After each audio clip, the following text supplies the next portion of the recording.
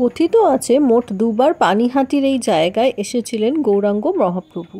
প্রথমবার সেবার জলপথে পুরী থেকে ফেরার সময় এই জায়গায় পদার্পণ করেন তিনি। পরে আরও একবার এসেছিলেন মহাপ্রভু। যে ঘাটে তার নৌকা ভিড়েছিল তার নামও রাখা হয় চৈতন্য ঘাট। সেই সময় রাঘব পণ্ডিতের বাড়িতে থাকতেন চৈতন্যদেব। এমনকি শ্রী শ্রী চৈতন্য মহাপ্রভুর শ্রী মন্দিরে আজও তার পদচিহ্ন সংরক্ষিত করে রাখা হয়েছে। মন্দিরে কৃষ্ণের সমস্ত রূপের পূজা করা হয়। কিছুটা ইতিহাস আমরা শুনবো ঠাকুর মশাইয়ের মুখ থেকে। মানে তখনকার দিনে 12 লক্ষ টাকা আয় ছিল। এই রঘুনাথের পিতা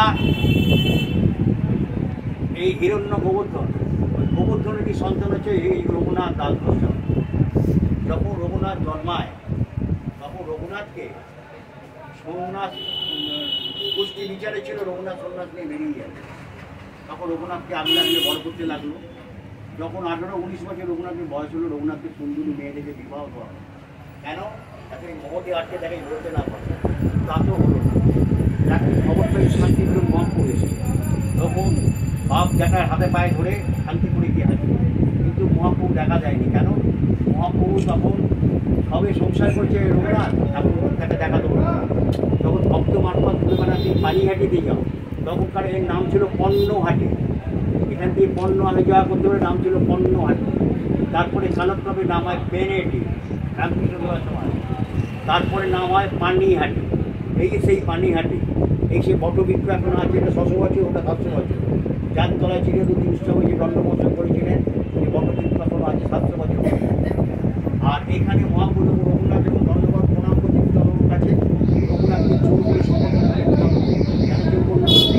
যে গৌরেশ্বর মহাপুরুষরা দেখা পেলেন না রঘুনাথ, তাকে দর্শন করাবার জন্য, ওকে দীপা দেওয়ার জন্য ওকে চোর বলে সম্বোধন করলো। আর তাহলে কী করতে হবে?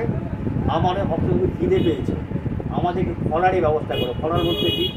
চিড়ে, মুরগি, গুড়, কলা, দই, আম, কাঁঠাল বেঁধে আমাদের সবাই খেতাম। রঘুনাথ সমস্ত জায়গা থেকে ভিক্ষে করে সংগ্রহ করলেন। আদি সপ্তগ্রামে রঘুনাথের বাড়ি, এখান থেকে সমস্ত জিনিসপত্র আসতে লাগলো। রঘুনাথ তখন সবাইকে মেয়েকে যখন রেডি করছে, এমন সময় দেবে কিছু করে। তখন কুকুর পাড়াতে গুড়ের নাগড়ি, হাঁড়ি, কলসি, মালসা, বোকা ভাত তৈরি হচ্ছিল। ওরকম দুটো পাটে হয়, একটা নিচের পাট, একটা ওপরের পাট।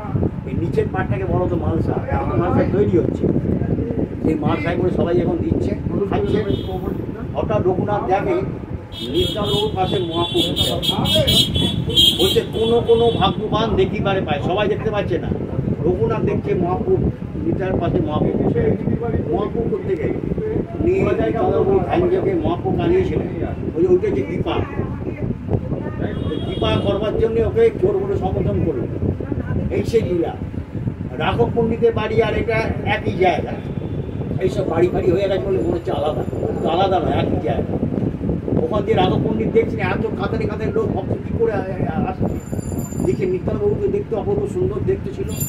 তারপরে রঘুনাথ দাস গোস্বামী ছিল আদি সপ্ত, মানে গৌড়ের অধিপতি, তার ছেলে জমিদার। তাকে দেখবার জন্য ভক্তরা কাতারে কাতারে লোক করতে আসছে। এতে নিত্যানন্দ রঘুনাথের খুব মনে আনন্দ, সবাইকে প্রসাদ দিচ্ছে। বলছে কোনো ভাগ্যবান দেখিবারে পায়। সবাই কিন্তু মহাপ্রভু দেখতে পাচ্ছে না, রঘুনাথ দেখছে নিত্যানন্দ প্রভু পাশে মহাপ্রভু। দেখো দেখো ওই পাশে দেখো আবঝা মহাপ্রভু বসে আছে। দেখো ওই যে নিতাই বউ, দেখো মানসা বউ নিয়ে বসে আছে। ওর কেউ ওইখানে করা আছে একটা, যাই হোক।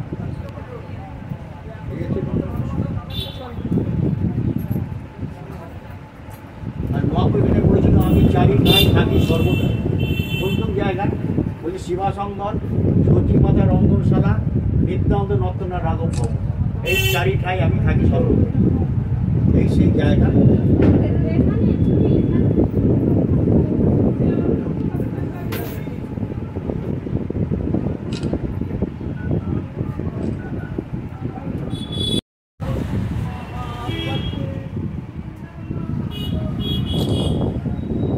পরবর্তী সময়ে হরিনাম প্রচারের উদ্দেশ্যে নিত্যানন্দ প্রভুকে পানিহাটিতে পাঠান চৈতন্যদেব। রঘুনাথ দাসের খুব ইচ্ছা ছিল মহাপ্রভুর কৃপা লাভ করা। নিত্যানন্দ মহাপ্রভু জানতে পেরে ওনাকে কৃপাদণ্ড হিসেবে বলেছিলেন সবাইকে দই চিড়ে খাওয়াতে। আর সেই দই চিড়ে উৎসব আজও চলছে এবং খুবই ভিড় হয় ওই সময়টা। যদি কেউ আসতে পারেন ওই সময় দেখতে পাবেন পানিহাটির ঐতিহ্য কাকে বলে। পুলিশে ছয়লাভ থাকে চারিদিকে। শুধু শ্রী চৈতন্য মহাপ্রভু বা নিত্যানন্দ প্রভুই নয়, শ্রী শ্রী ঠাকুর রামকৃষ্ণ পরমহংসদেব, রাধারমণ, চরকদাস দেব, রামদাস বাবাজি মহারাজ, মহাত্মা গান্ধী, নেতাজি সুভাষচন্দ্র বসু বা চিত্তরঞ্জন দাসের মতো মনীষীদের পদধূলিও পড়েছে এই স্থানে। এমনকি দণ্ড মহোৎসবের সময় শ্রী শ্রী ঠাকুর রামকৃষ্ণ পরমহংসদেব সেখানে রাত্রিবাস করতেন বলেও জানা যায়।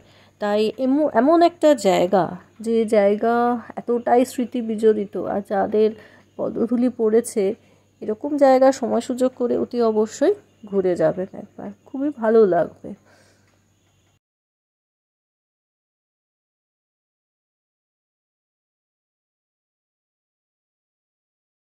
রেকর্ডিংটা শুনলে বোঝা যাবে।